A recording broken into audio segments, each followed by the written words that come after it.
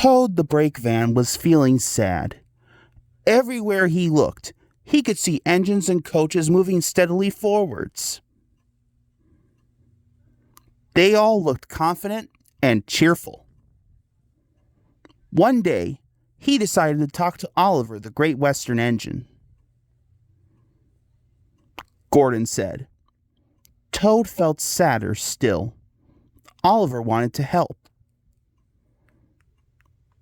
The freight cars were cross with Toad.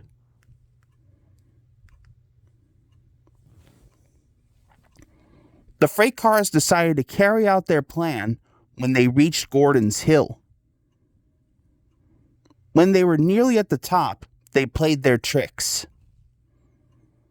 And they jerked at a coupling, which broke, yelled the freight cars. Toad was still in a state of shock, so he didn't know what to think, and he couldn't ask the conductor. He had jumped clear.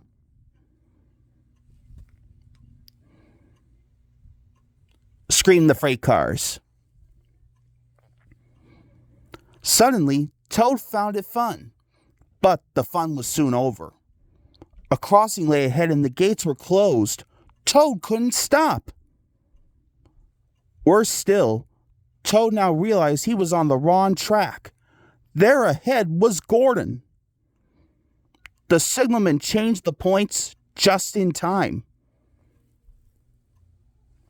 Cried the freight cars. Suddenly, he saw James pulling a long, slow train.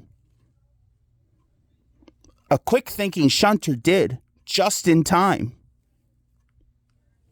Exclaimed James. The signalman warned the station master at the next station.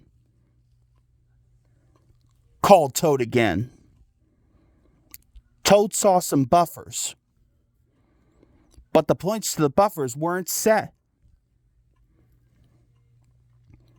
Meanwhile, Oliver was racing to the rescue. Toad sped past Henry. More danger lay ahead. Men were working on a bridge, but they had been warned about the runaway Toad and his freight cars. They diverted him onto old sidings, straight into a muddy pool.